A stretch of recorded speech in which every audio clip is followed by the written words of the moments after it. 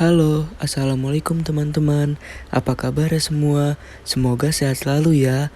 Perkenalkan, kami dari Kelompok 8 ingin menjelaskan kesimpulan kami dari materi yang kita pelajari, yaitu konsep dasar IPS. Mari disimak videonya teman-teman. Yang pertama, hakikat dan karakteristik mata kuliah konsep dasar IPS. IPS adalah ilmu yang mempelajari bagaimana manusia untuk berinteraksi.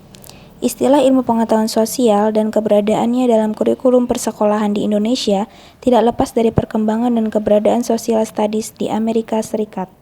Oleh karenanya, gerakan dan paham social studies di Amerika Serikat banyak mempengaruhi pemikiran mengenai ilmu pengetahuan sosial di Indonesia.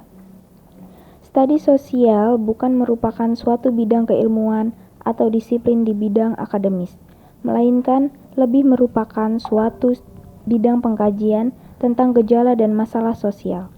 Dalam kerangka kerja pengkajian di studi sosial menggunakan bidang-bidang keilmuan yang termasuk bidang-bidang ilmu sosial. IPS selama ini memiliki beberapa tujuan yang penjelasannya sebagai berikut. 1. IPS mempersiapkan siswa untuk studi lanjut di bidang sosial jika ia nantinya masuk ke perguruan tinggi.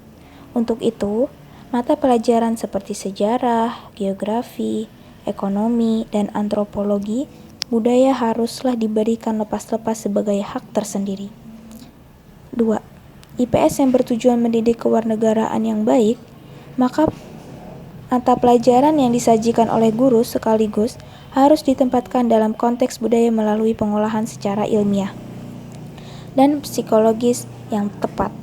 IPS yang diramuan berupa civic di masa lampau merupakan contohnya.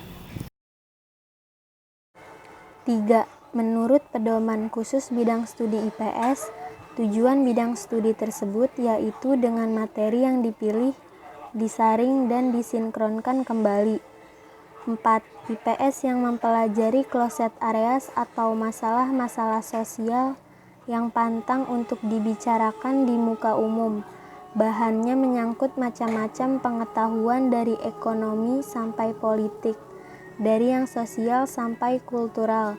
Dengan cara ini, para siswa dilatih berpikir demokratis. Karakteristik mata kuliah konsep dasar IPS.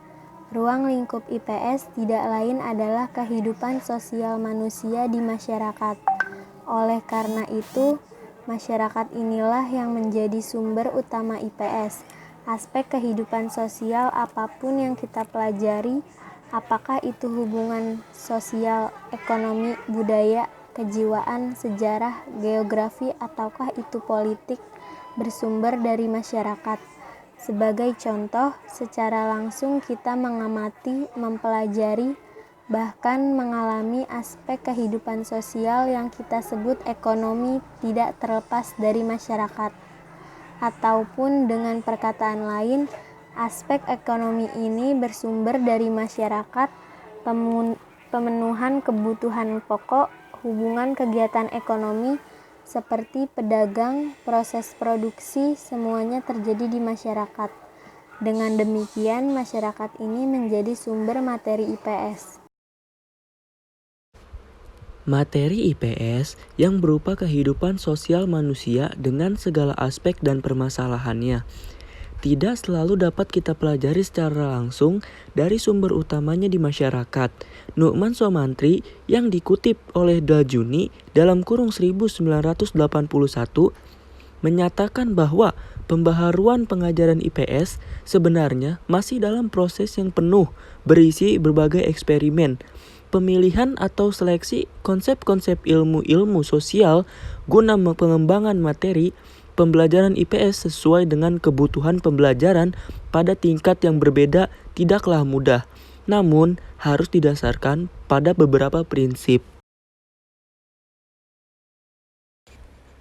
Seperti yang dikemukakan oleh Bukhari Alma dan Harlas Gunawan dalam kurung 1987 yang menyatakan prinsip-prinsip tersebut antara lain berikut ini.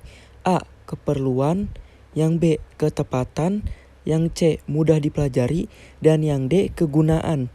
Evaluasi pembelajaran IPS yang berkesinambungan sebaiknya dilakukan terus-menerus sesuai dengan keterlaksanaan proses pembelajarannya. Evaluasi semacam ini merupakan barometer atau pengecekan apakah proses yang berlangsung itu dapat diikuti dan dipahami oleh peserta didik. Apakah target yang telah ditetapkan atau kompetensi yang telah ditetapkan sudah dapat tercapai? Sekian presentasi yang dapat kita jelaskan, kurang lebihnya mohon maaf. Wabillahi taufiq wal hidayah. Wassalamualaikum warahmatullahi wabarakatuh.